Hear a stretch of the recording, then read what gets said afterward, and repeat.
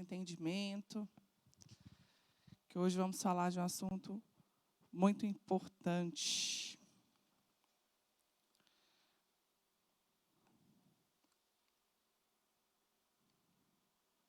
Deixa eu fazer o teste aqui. Pronto. Pai querido, nós nos rendemos, ó Deus, nesta manhã diante da Tua presença, Pai. Rendemos o nosso coração, o nosso entendimento, ó Deus, tudo que nós somos, ó Deus, diante de Ti.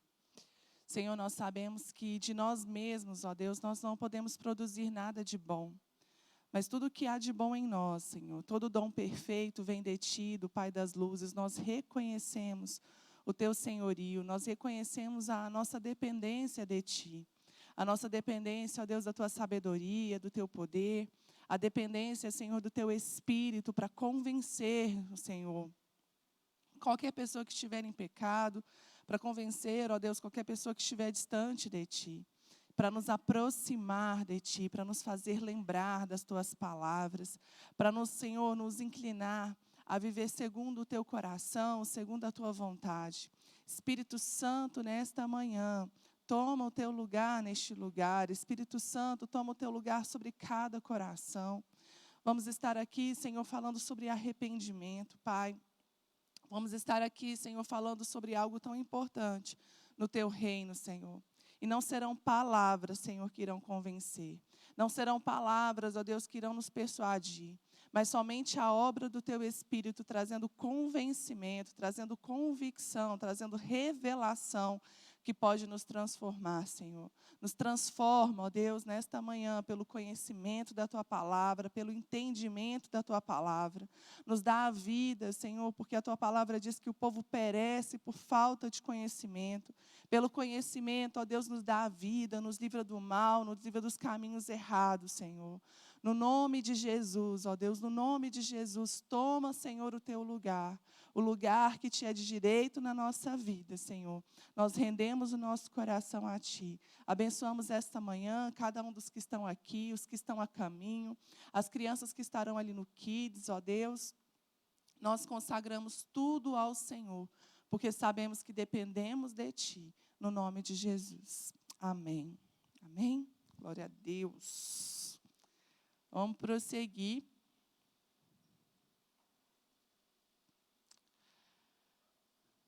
Parábolas de Jesus. Hoje a gente vai falar de algumas parábolas que nos ensinam acerca do arrependimento. E a gente vai, como não selecionamos tantas parábolas nesse assunto, porque muitas parábolas que tratam desse assunto, a gente já falou aqui, eu vou demandar um pouquinho de tempo, investir um pouquinho de tempo aqui para a gente estudar sobre o que é arrependimento e a importância dele no Evangelho. Então, vamos rebobinar aqui a fita. A gente começou as parábolas. Primeiro, a gente fez uma introdução sobre o que são parábolas. Quem viu aqui que já liberou a playlist no YouTube? Ninguém ainda? Só a Adriana? No canal da Lagoinha Brasília, no YouTube, a gente já liberou a playlist de algumas aulas que foram gravadas. Eu não sei se hoje está sendo gravado. Os meninos estão ali. Mas a gente tem, dentro, né, das nossas possibilidades ali com o pessoal da mídia, buscado gravar as aulas e, aos poucos, nós vamos soltando ali no YouTube. Então, mês que vem, as aulas de parábolas devem ser inseridas lá. Então, se inscreve lá no canal, salva a playlist, tem uma playlist específica de EBD, e lá você pode acompanhar. Começamos falando sobre o reino de Deus, depois salvação, condenação, semana passada, perdão, e hoje, arrependimento. Então, vamos lá falar sobre o que é arrependimento. Coloquei essa placa aí que muito revela o que significa arrependimento. Essa palavra que a gente fala tanto na igreja é a palavra original do grego arrependimento. Arrependimento vem de metanoia. Meta de mudança, noia, mente. Metanoia, mudança de mente, mudança no homem interior. Então, o arrependimento ele é caracterizado por uma transformação. Alguém que estava indo por um caminho e, de repente, ela para com aquele caminho, ela muda, ela retorna ao caminho que ela deveria estar. Por isso, essa seta aí de conversão.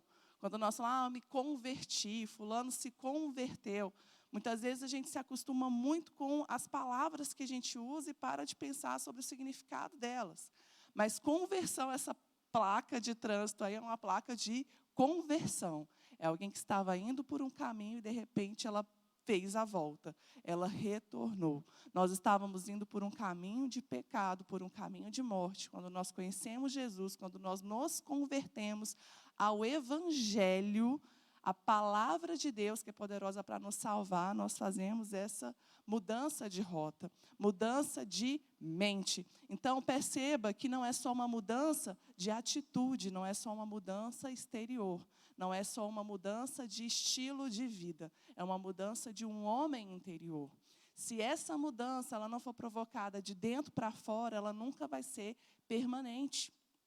Ela vai ser um ritual, ela pode ser uma conveniência, mas se ela não for, de fato, uma mudança interior, ela não tem como permanecer.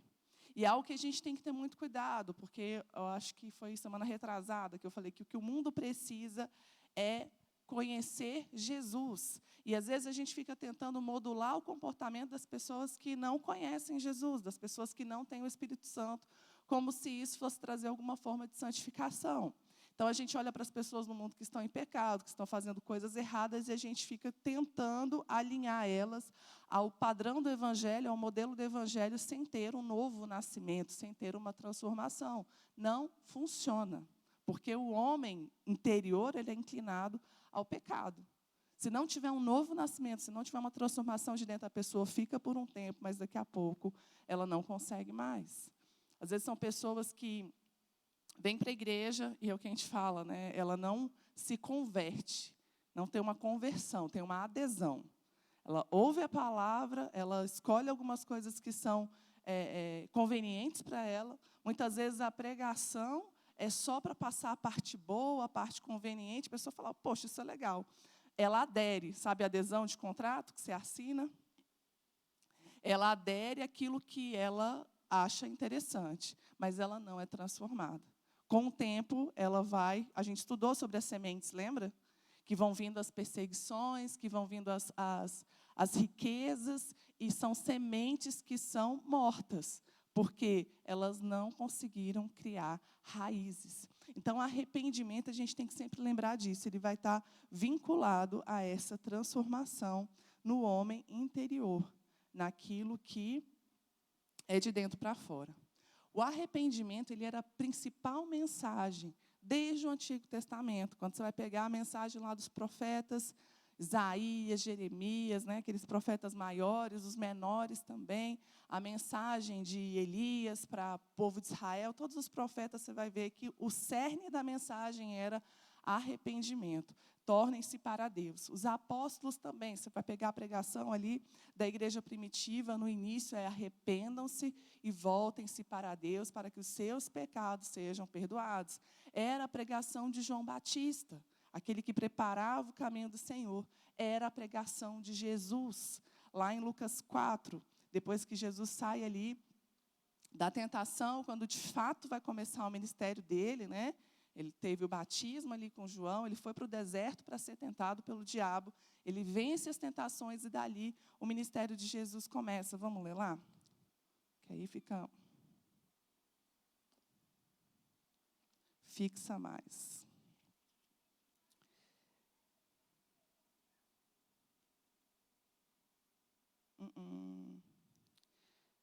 Eu acho que eu errei a referência. É ruim falar assim de cabeça? Mas fala que Jesus saiu dali e ele começou a pregar o Evangelho. E a mensagem dele era, arrependam-se porque é chegado o reino de Deus. É Mateus 4, não é Lucas 4, não. Mateus 4, versículo 17. Daí em diante, Jesus começou a pregar, arrependam-se, pois o reino de Deus está próximo. A mesma mensagem que João Batista proclamava. Quando Jesus envia os discípulos, ele viu os discípulos aí pregar, e qual era a mensagem? Arrependam-se, porque está próximo o reino de Deus. Então, era a principal mensagem do Evangelho, era o arrependimento. João Batista, que era aquele que preparava o caminho do Senhor, vamos ler lá, Lucas 3. Pode abrir aí. Para EBD, pode trazer a Bíblia, que a gente lê a Bíblia aqui. 3, do versículo 3 até o 6. Então, fala assim. Ele percorreu toda a região próxima ao Jordão, pregando um batismo de arrependimento para perdão dos pecados, como está escrito no livro das palavras de Isaías, o profeta: vós que clamam do deserto, preparem um caminho para o Senhor, façam veredas retas para ele, todo vale será aterrado, todas as montanhas e colinas niveladas, as estradas tortuosas serão endireitadas e os caminhos acidentados aplanados, e toda a humanidade verá a salvação que vem de Deus. A gente passa ali de uma transição do Antigo Testamento para o Novo Testamento. A nova aliança ali vai se inaugurar com Jesus, mas até João Batista, tanto que Jesus fala, a lei vigorou de Moisés até João Batista, porque até João Batista ainda vigorava a lei depois que veio o ministério de Jesus. Qual era a pregação de João Batista? Qual era o batismo de João Batista? Era arrependam-se, um batismo de arrependimento. E a pregação dele era arrependam-se, porque está próximo o reino de Deus. Eu tinha uma dificuldade de entender esse tal de batismo de João, porque eu li a Bíblia, nunca tinha visto nada de batismo, e, de repente, surge um cara no deserto, meio doido, né? Com um vestido vestido diferente, com uma alimentação diferente, e ele começa a batizar, a dar banho nas pessoas. E o que me estranhava mais não era só o fato dele estar fazendo isso, mas que pessoas vinham até ele para serem batizadas. Então, o que me parecia muito estranho, muito assim, inaugural, uma atitude inédita, na verdade, não era tão inédito assim. E o que acontece? O batismo era algo ritual dentro do povo de Israel. A gente vai ver os rituais de purificação que existiam antes deles entrarem no templo, antes deles oferecerem ofertas. A gente vai ver ali como os fariseus reclamavam com Jesus a respeito de lavar as mãos. Lembra daquela passagem? Por que seus discípulos não lavam as mãos? Era um cuidado que parecia para a gente hoje um cuidado higiênico, mas que, na verdade, era religioso. Eles entendiam que aquela sujeira exterior ela estava implicando uma sujeira interior, um pecado. E eles eram apegados a essas coisas externas. Então, tinham os batismos. Lá perto de onde é o templo, inclusive estamos com a nossa caravana para Israel, você que tem o sonho de conhecer Israel, é uma oportunidade incrível de estarmos indo juntos, né, em umas condições excelentes. Na hora do culto, a gente vai passar os avisos.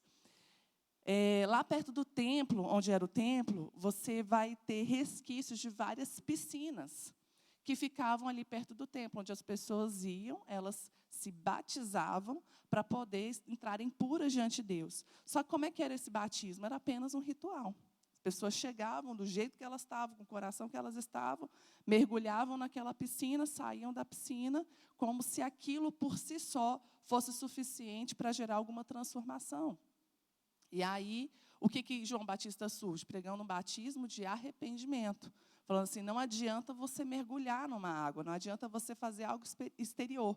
Você tem que ser transformado dentro do seu coração, você tem que se arrepender das obras más que você pratica, ser transformado. E aí sim você vai ser aceito diante de Deus.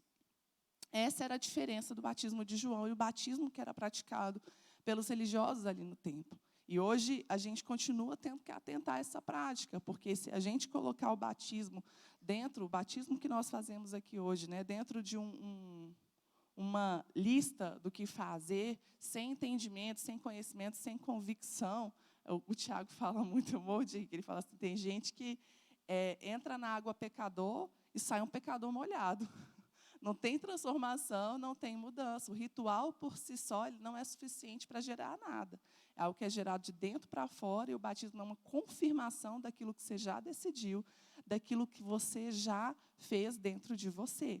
Então, qual era a premissa para o reino de Deus? Arrependimento.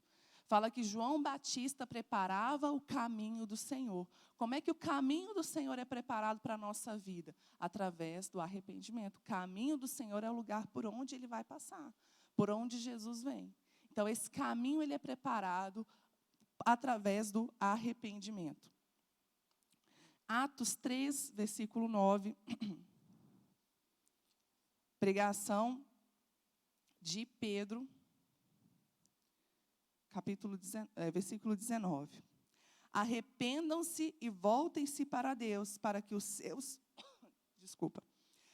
seus pecados sejam cancelados, para que venha tempos de descanso da parte do Senhor, e Ele manda o Cristo, qual foi designado Jesus. Então, o arrependimento, ele é a porta para o perdão. Ele fala o seguinte: se arrependam para que os seus pecados sejam cancelados. Nós temos uma dívida diante de Deus. Todo homem tem uma dívida diante de Deus. A Bíblia fala que todos pecaram e carecem da glória de Deus. Todos nós precisamos. E como é que nós acessamos esse perdão? É através do arrependimento. Então, vamos lá, passo a passo. Primeiro, você reconhece o seu pecado, você reconhece a sua dívida.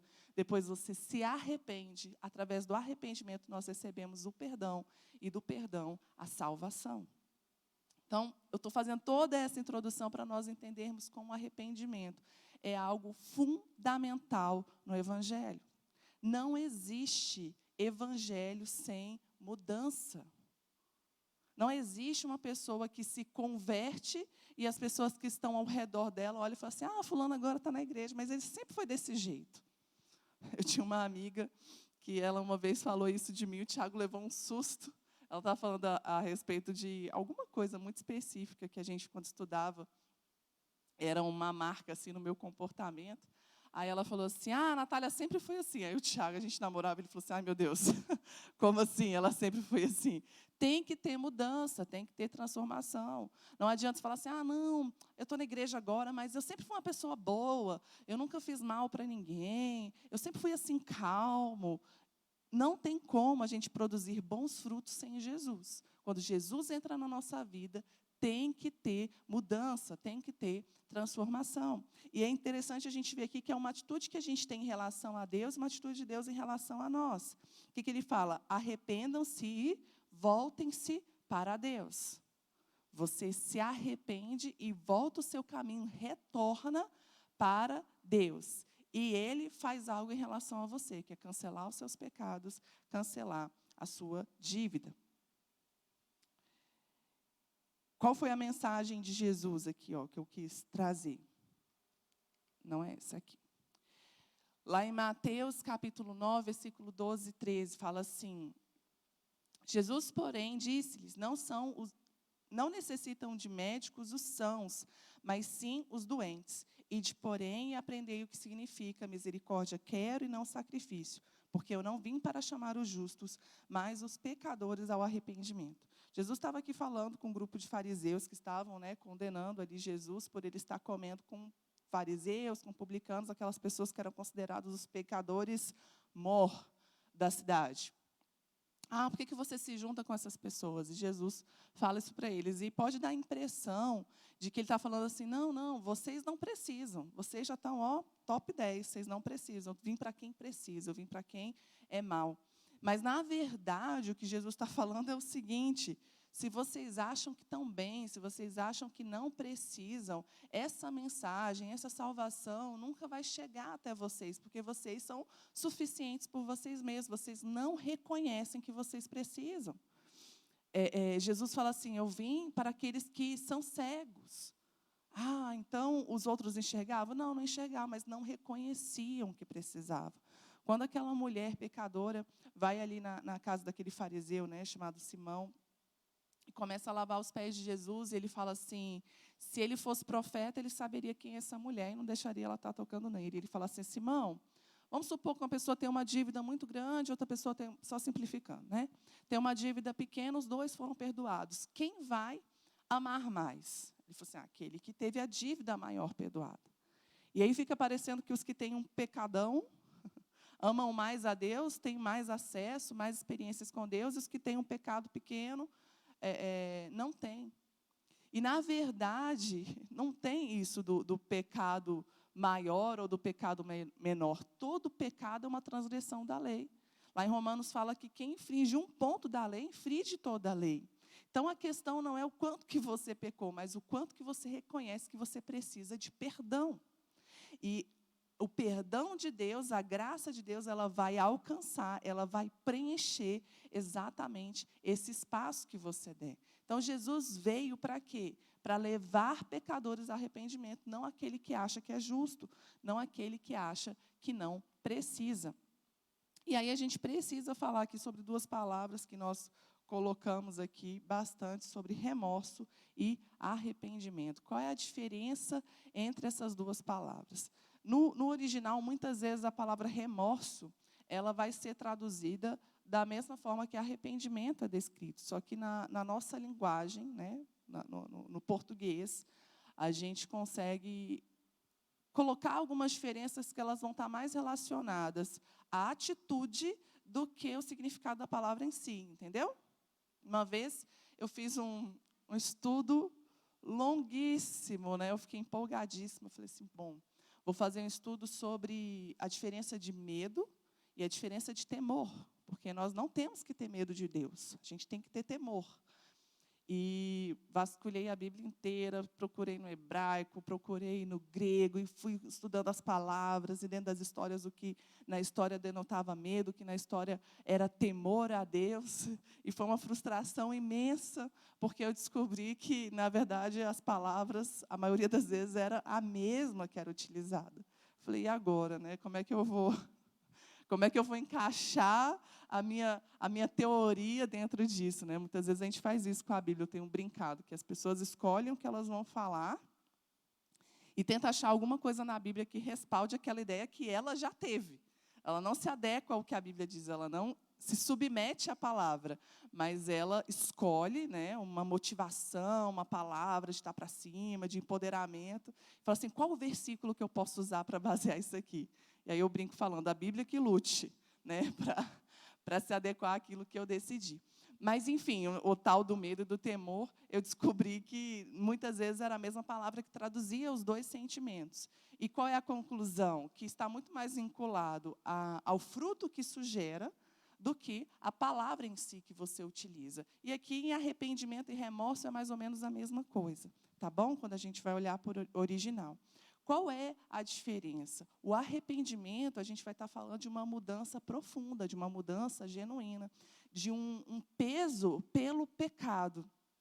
O remorso, ele também dá uma tristeza, ele também dá um peso, mas ele não gera uma transformação. Como é que eu consigo diferenciar? Uma das dicas é, você está triste por quê?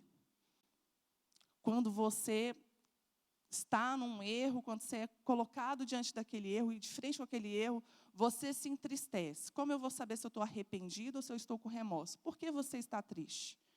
Você está triste porque você foi descoberto? Você está triste porque você foi envergonhado diante dessa situação, que todo mundo te expôs agora? Você está triste porque você agora vai ter que sofrer as consequências do seu erro? Para pensar o seguinte, se ninguém soubesse, ou se não houvesse consequência nenhuma do erro que eu cometi, eu continuaria nesse pecado, desfrutando do prazer desse pecado? Aí vai estar a sua resposta, se você está arrependido ou se você está com remorso. Tive um caso de uma pessoa bem próxima da família que se envolveu com tráfico, né? Na mais pura ingenuidade, ele foi convidado a fazer uma viagem e levar uma mala para uma pessoa. Estava ele e a namorada articulou tudo e ele foi de gaiato. Estou indo para Paris, estou indo para a Alemanha. Ninguém entendeu nada, mas foi. Quer dizer, não foi. Chegou no aeroporto de Guarulhos, passou. Quem é que gosta de assistir aquele programa Aeroporto? Eu amo aquele programa. Toda vez que eu passo no raio-x é uma tensão. A gente voltou do encontro de pastores agora. Aí falou assim, você foi selecionada para fazer a inspeção. Eu falei, ai, moça. E eu estava, um momento no aeroporto, eu troquei a mala com o César, né, com o pastor César, com o Júnior. Falei, sai daqui com essa mala. A gente já lembra do programa. Enfim, passou no raio-x, verificaram uma quantidade grande de droga dentro da mala. Ele foi pego.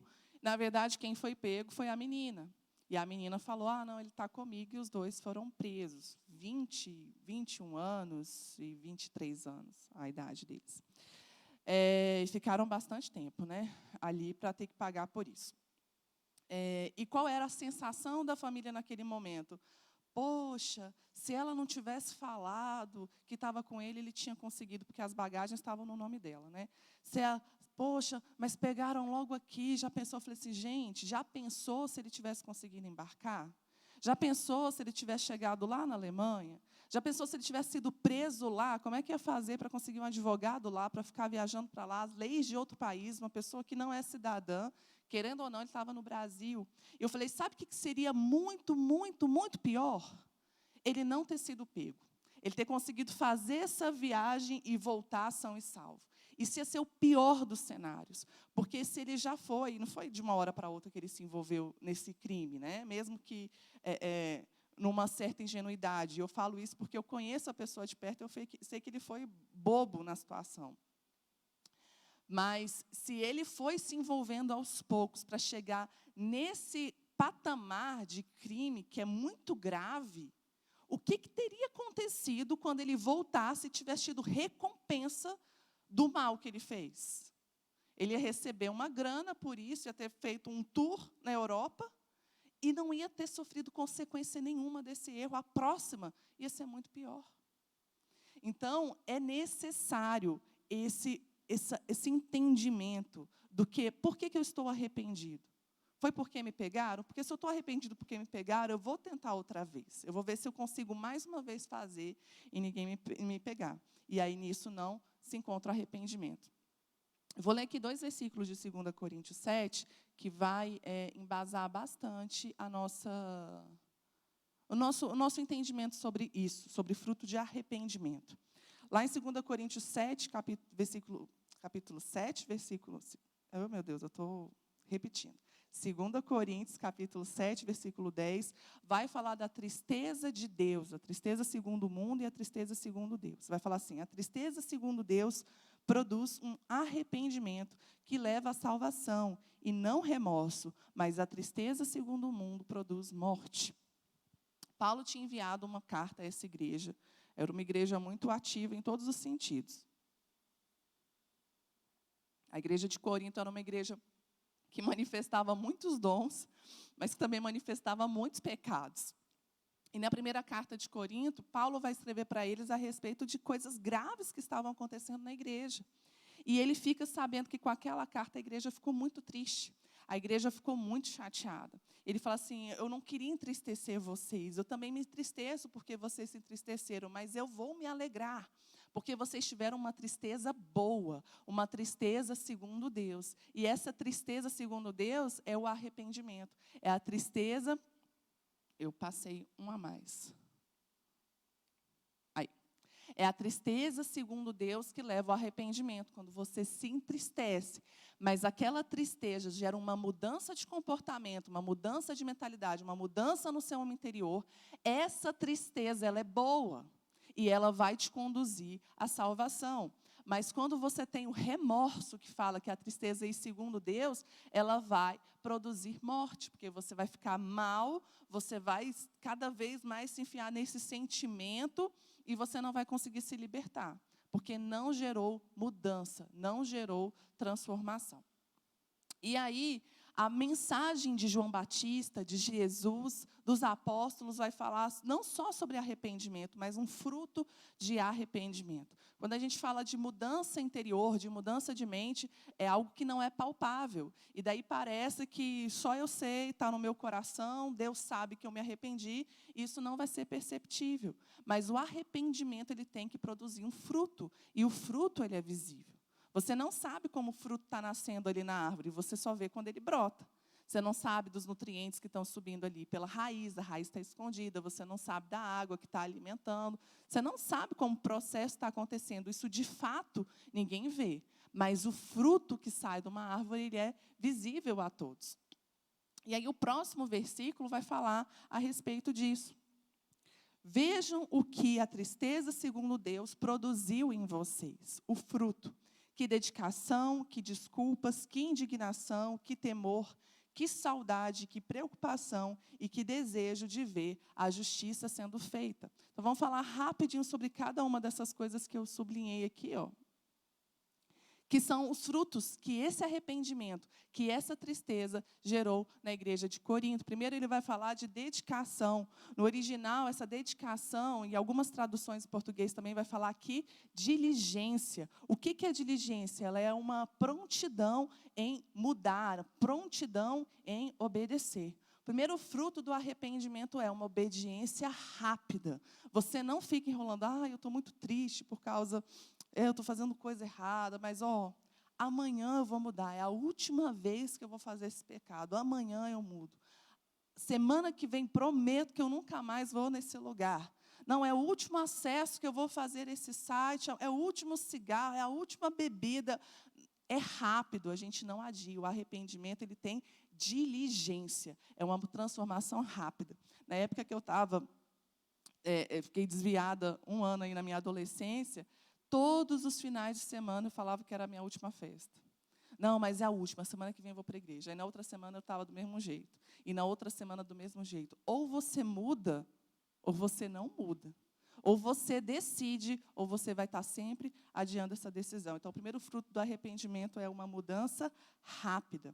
Depois ele vai falar aqui desculpas. Desculpas está falando de confissão, pedido de desculpas. No original, essa palavra fala sobre uma defesa consistente. Mas o que está querendo expressar? Arrependimento, ele vai ter que ter confissão. Você vai ter que confessar com a sua boca. Você vai ter que chegar para a pessoa contra quem você pecou, para a situação que foi provocada, e você precisa confessar. Quando nós falamos de conversão, nós falamos confessar com os lábios e crer com o coração. A confissão é necessária. Inclusive, a Bíblia vai falar, lá em Tiago, confessem os seus pecados uns aos outros para que vocês sejam curados. Muitos pecados na nossa vida, e a gente não entrou nas parábolas ainda, mas é porque é muito importante a gente entender sobre arrependimento. Muitos pecados na nossa vida nós não conseguimos nos libertar, nós sabemos que é um erro, sabemos que é um pecado, aquilo nos mói, você fala assim, Deus, mas eu não quero mais fazer isso, mas eu não quero mais estar envolvido com essas coisas, e você não consegue se libertar. Muitas vezes, muitíssimas vezes, o que está faltando é confissão. Na igreja evangélica, a gente não tem essa prática, né? Vou me confessar, como na igreja católica. E muitas vezes a gente tem mania de rejeitar tudo que não é do nosso padrão, como se fosse ruim. Mas a confissão, ela é uma prática bíblica, não da forma que está estabelecida, né? Eu vou, me confesso, recebo uma penitência e continuo minha vida. Senão a gente vai voltar lá para aquele princípio do banho na água e não do batismo. Mas a confissão, ela é um princípio bíblico e é parte do arrependimento. Você consegue falar sobre aquilo, você quer botar para fora, você não tem medo de se expor, porque você quer ser livre daquele mal. Então, um outro fruto do arrependimento é a confissão, as desculpas. 3, indignação, sentimento de raiva, de repulsa.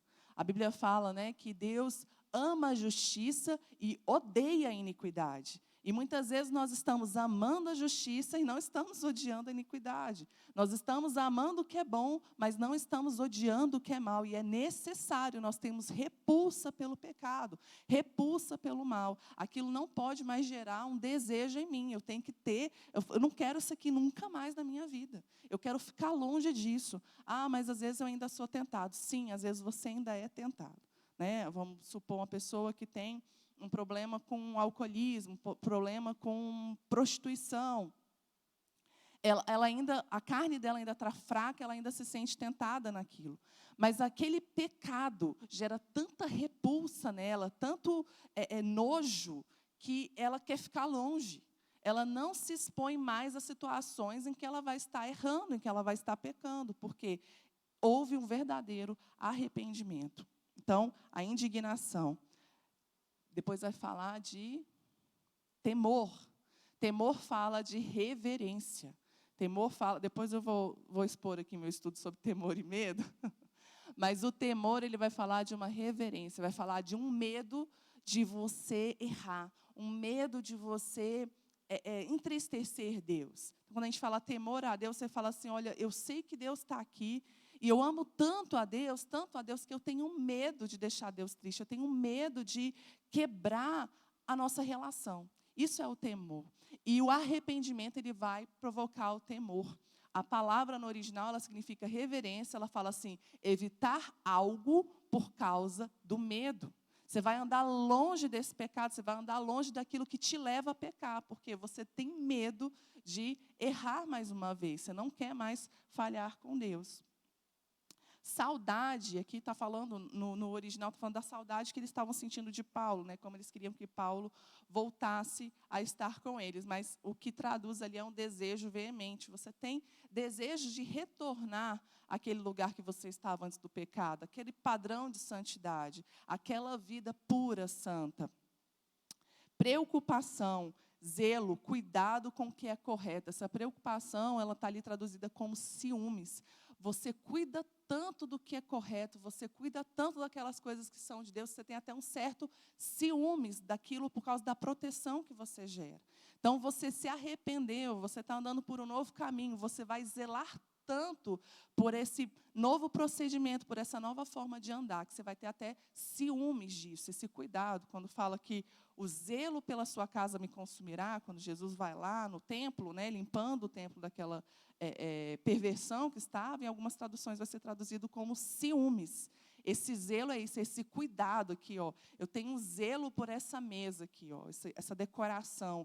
Eu vou ficar aqui com cuidado. Se vier alguém correndo, se vier alguém com uma marreta aqui, eu vou agir como se eu tivesse um ciúmes, uma proteção sobre isso. E aí o arrependimento vai gerar isso em nós também, uma proteção daquilo que foi gerado de mudança. E o desejo pela justiça. Essa palavra significa vindicação. Cadê o Gabriel ali? Isso vem do direito, né? Vindicação. É o desejo para que haja um julgamento, um desejo para que a justiça seja feita. Então, enquanto o remorso, você quer se livrar daquela consequência, no arrependimento você entende que você tem que encarar as consequências daquele mal que você fez. E que as consequências, elas não são ruins, elas são boas. Lembra da história que eu contei lá do garotinho, do garotinho não, né? Do rapaz do tráfico. Se ele não tivesse sofrido a consequência do erro dele, ia ser cada vez pior. Então, a consequência, nós sofremos o juízo, consequência dos nossos erros, muitas vezes, é uma proteção de Deus para as nossas vidas. E agora vamos entrar, de fato, nas parábolas que vão falar sobre arrependimento. Mateus, capítulo 21, do versículo 28 até o 32.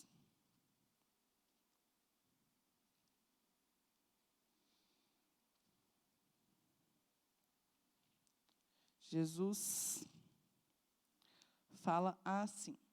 O que acham?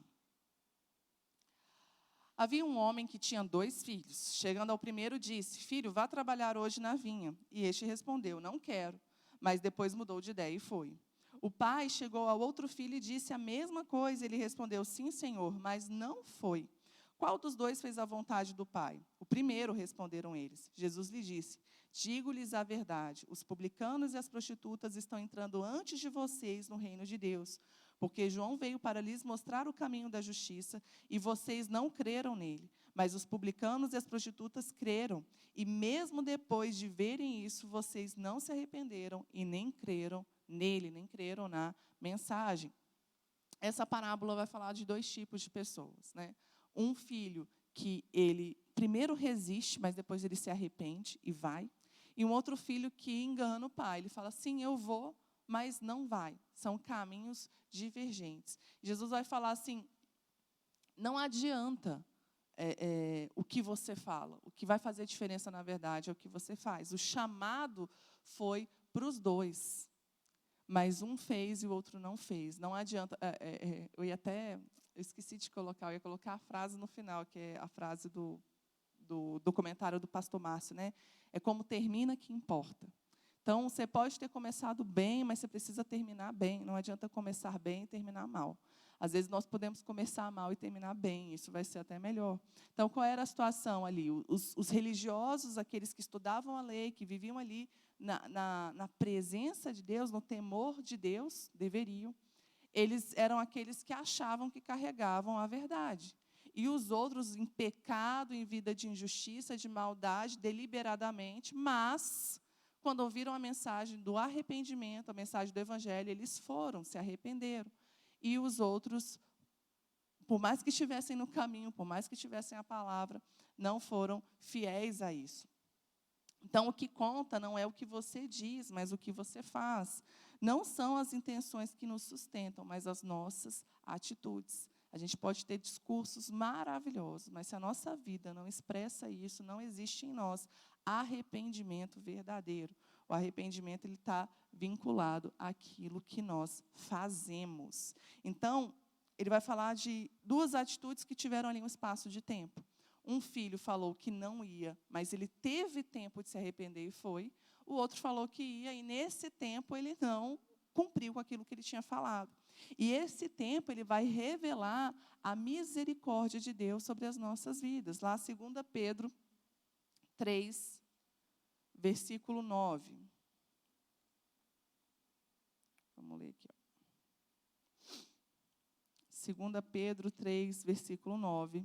Vai falar o seguinte: o Senhor não demora em cumprir a sua promessa, como alguns julgam.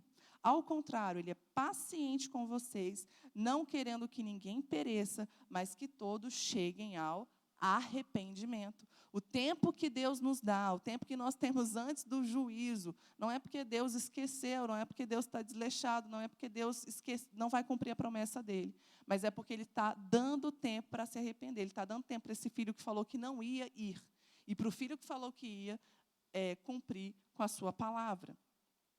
Então, essa é a parábola dos dois filhos. Ela fica até mais fácil de entender, porque logo depois dela vem uma explicação. Algumas parábolas, elas contam com essa explicação, outras não. E aí nós precisamos entender alguns princípios para entrar nisso. A segunda parábola é da figueira estéril, lá em Lucas 13, do versículo 1 até o 9.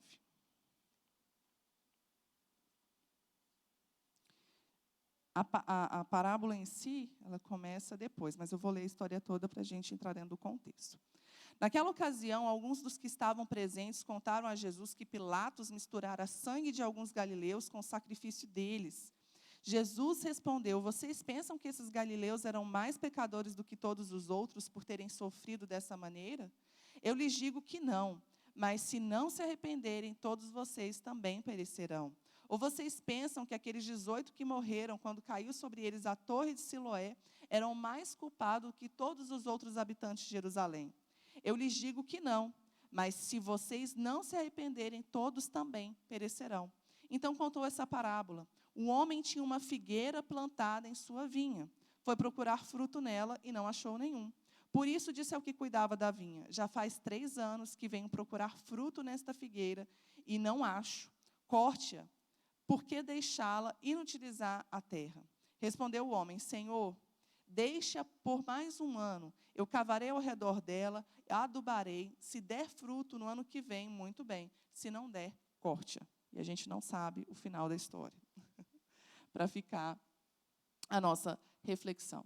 O que Jesus começou falando? De uma situação em que alguns judeus estavam indo em direção ao templo para fazer os seus sacrifícios rituais ali. Alguns galileus estavam saindo da região da Galileia para a Judeia para fazer esses sacrifícios. E eles foram abordados pela comitiva ali de Pilatos por algum motivo. Algumas pessoas acreditam que essas pessoas eram contra o governo ali de Pilatos, eram rebeldes, e por isso eles foram ali abordados e mortos.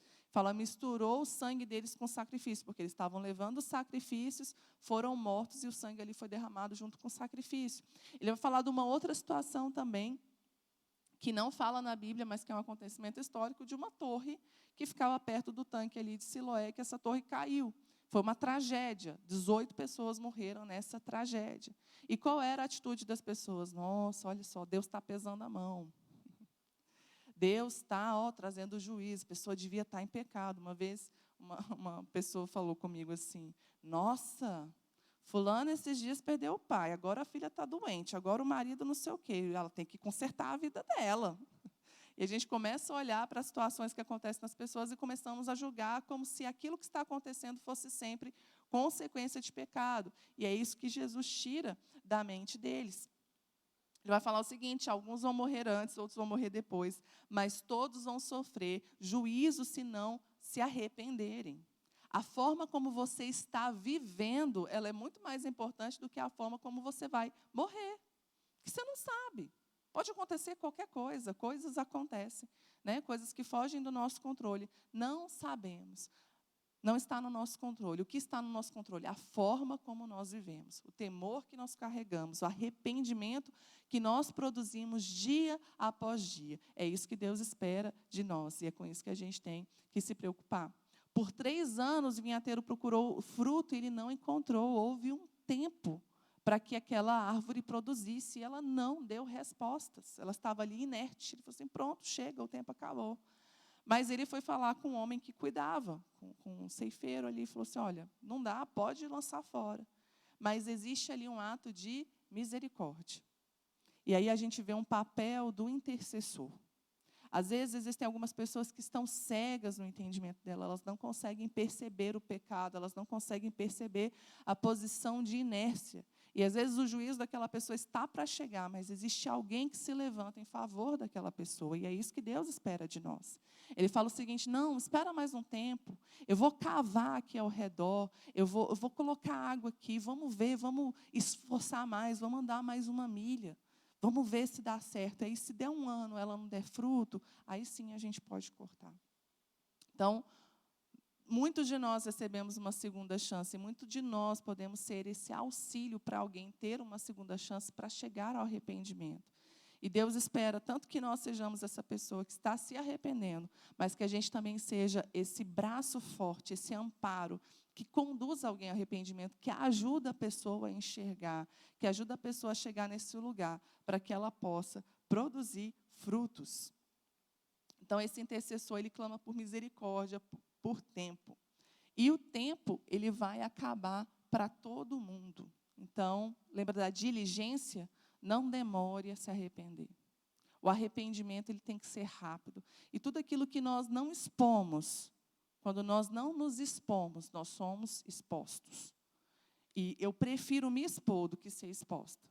Eu prefiro falar logo do que eu errei, do que me descobrirem. É um princípio que a gente zela muito aqui na igreja, inclusive na nossa sabatina. É uma das perguntas que são feitas sobre o tratamento que se tem contra uma pessoa que confessa o pecado, uma pessoa que é surpreendida em pecado. É diferente.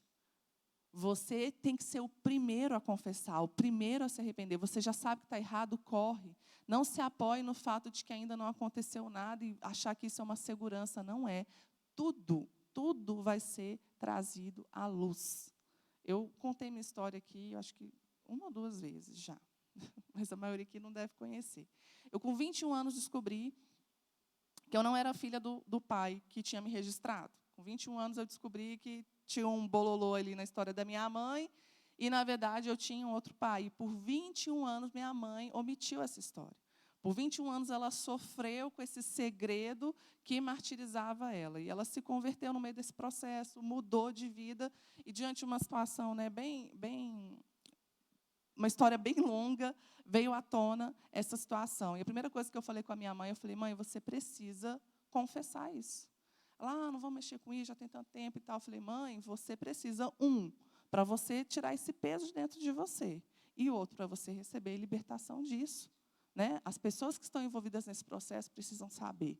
E graças a Deus, foi um processo muito mais tranquilo do que o esperado, mas necessário. Às vezes a gente não quer mexer. Poxa, já vivi tanto tempo com isso, é um segredo que eu tenho guardado, ninguém vai saber, não está fazendo mal para ninguém. É um pecado, precisa ser exposto, precisa ser confessado. Não demore a se arrepender, porque uma hora o tempo acaba e não tem mais tempo de voltar. Quando nós falamos de salvação e condenação, falamos sobre isso, né? Que a gente falou que depois a gente tem até o último dia da nossa vida para se arrepender. Depois não tem mais o que fazer. Ah, mas é injusto. Não, não é injusto, porque todos estão avisados. Todo mundo está avisado do que é pecado, do que tem que se arrepender, e todos têm tempo para isso. A gente não pode brincar com esse tempo. E a última parábola do fariseu e do publicano, Lucas 18, do versículo 9 até o versículo 15. Está tranquilo aí, gente? Está cansativo? Vocês são muito quietinhos, uma igreja muito quietinha, e às vezes a gente não sabe. 18, versículo 9. Hã? Concentrados. No domingo, gente, eu ministrei aqui, a igreja ficou quieta. Eu falei assim, ai, meu Deus, eu saí. E às vezes vocês não sabem, né? A gente prega aqui, parece que a gente está, uau! Na hora que a gente sai, a gente fala assim, ai, meu Deus do céu. O Tiago ri de mim, porque eu reescuto o que eu falei, né? Ele fala, amor, tem que saber se eu falei alguma besteira, se eu troquei alguma palavra, da próxima vez eu corrigi. Ele morre de rir de mim. E aí eu saí, aí depois que eu desci aqui, a menina falou assim, não, é que a gente estava apanhando muito. Por isso que a gente estava quietinho. Eu falei, então tá bom. Versículo 9. Alguns que confiavam na sua própria justiça e desprezavam os outros. Gente, sempre que vocês forem ler a Bíblia, se atentem, porque cada palavra tem uma importância enorme. Então, eles confiavam na própria justiça e desprezavam os outros. Jesus contou essa parábola. 2 homens subiam ao templo para orar. Um era fariseu e o outro publicano. O que era publicano, quem sabe? Cobravam os impostos. E por que eles eram tão detestados? Eles eram considerados traidores da pátria. Eles estavam ali cobrando os impostos em nome de Roma, só que eles eram judeus. Então, por isso que sempre se fala de publicano como assim, vocês nem deviam existir. O fariseu em pé orava no íntimo. Deus, eu te agradeço porque não sou como os outros homens, ladrões, corruptos, adúlteros, nem mesmo como este publicano. Jejuo 2 vezes por semana e dou dízimo de tudo que ganho. Mas o publicano ficou à distância e nem ousava olhar para o céu, mas batendo no peito é um sinal de humilhação para o povo judeu. Você vai ver ali no Muro das Lamentações, eles ficam maniando a cabeça e batendo no peito, é um sinal de grande humilhação. Deus, tem misericórdia de mim, que sou pecador. Eu lhes digo que este homem, e não o outro, foi para casa justificado diante de Deus, pois quem se exalta será humilhado, e quem se humilha será exaltado. Então, aqui Jesus está falando que os 2 estavam aonde? Para falar, estavam aonde os 2? No templo, no mesmo lugar. E não se trata da onde você está. Ixi, ficou tão pequenininha a letra. Mas sim como está o seu coração. Lembra do joio e do trigo? Todos estavam no mesmo campo, mas são diferentes, porque você pode estar dentro do mesmo lugar que a pessoa aí do seu lado, e um está com o coração em Deus e outro não. Ninguém estava ouvindo a oração desse fariseu. A Bíblia fala aqui que ele orava no íntimo, mas Deus conhecia o íntimo dele, Deus conhecia qual era o sentimento que ele estava cultivando ali. Às vezes você se considera superior às pessoas e você não expressa isso, mas Deus conhece seu coração. Deus sabe o desprezo com que você trata os outros e a gente tem que ter muito cuidado com isso. Muito cuidado em não se sentir superior por qualquer motivo. Às vezes eu identifiquei que eu tinha um certo orgulho na minha vida proveniente da humildade. Eu olhava para pessoas orgulhosas, pessoas que desprezavam os outros, e eu falava assim, cara, que coisa horrível. Eu jamais faria isso. Olha como fulano se comporta. Olha como é que ele tratou fulano. Pelo amor de Deus, isso é inadmissível. Eu jamais faria isso. E quando eu vim nesse ímpeto do eu jamais, eu falei assim, opa, tem uma semente de orgulho aí também. Às vezes a gente está se orgulhando das coisas corretas que a gente faz. E esse sentimento não pode estar dentro de nós. Esse fariseu falava, eu não sou ladrão, eu não sou corrupto. Ele podia estar falando verdades, ele realmente podia não ser ladrão, ele podia realmente não estar se corrompendo, mas o orgulho, a autossuficiência que existia nele, não conseguia fazer com que ele enxergasse os pecados que ele tinha, os outros pecados que ele tinha. Autossuficiência e orgulho são empecilhos para um verdadeiro arrependimento. Qual é o indicativo de que tem autossuficiência e orgulho na sua vida? Está aqui no começo. O que eles faziam? Eles confiavam na própria justiça. Então, autossuficiência, você se garante, e eles desprezavam os outros. É o sinal do orgulho na nossa vida. A oração dele era no íntimo. Então, Deus conhece o que está no nosso coração. Reconhecer que dependemos de Deus é o princípio para prevenir o orgulho. Você saber que nada do que você faz, que não existe bons frutos, que não existe boas atitudes, nada de bom que vem de você mesmo. Tudo vem de Deus. Você anda ali em dependência, você anda ali debaixo da orientação de Deus. E o orgulho fica longe de você. O perigo da comparação, você olhar para o outro e achar que o pecado do outro é pior do que o seu, o erro do outro é pior, é maior do que o seu. E aí você se conforma naquela condição de erro que você também está. Aí fala assim, eu te agradeço porque eu não faço isso, isso e isso, eu não sou igual a esse daí. Tá bom, mas vamos supor, não acredito que seja o fato, mas vamos supor que ele realmente não praticasse nenhum daqueles pecados. Ele se conformou, porque ele pegou uma classificação de pecados maiores, eu não estou nesses, então está tudo bem, porque ele está pior do que eu. Existe um risco muito grande na comparação. Cuidado por se comparar com um padrão mais baixo, para você acomodar os seus pecados. E eu só posso receber o que eu reconheço que preciso. O arrependimento, ele é um reconhecimento da sua condição de necessidade de Deus, de necessidade de perdão. E esse perdão só vai te alcançar no momento que você reconhecer que você é doente, que você é cego, que você precisa de Deus na sua vida para mudar essa realidade. Quando Jesus está falando ali com a igreja de Laodiceia, o que ele vai falar? Você acha que você tem riqueza, você acha que você tem as melhores coisas, mas eu vou te dizer, você é pobre, cego e nu. Ele falou isso para uma igreja que era da cidade mais rica que existia ali na época, que era uma cidade de trânsito, de grande comércio. Ele falou isso para uma cidade que produzia o colírio que o mundo todo ia procurar, um colírio que uma revolução medicinal, isso aí vocês podem procurar até em história. E uma cidade que produzia a lã negra, que era raríssima. Eles produziam essa lã que também era exportada. Eles tinham tudo isso, mas, na verdade, eles não tinham nada. Eles precisavam se ver ali diante da condição real que eles tinham. Então, a nossa condição real é qual?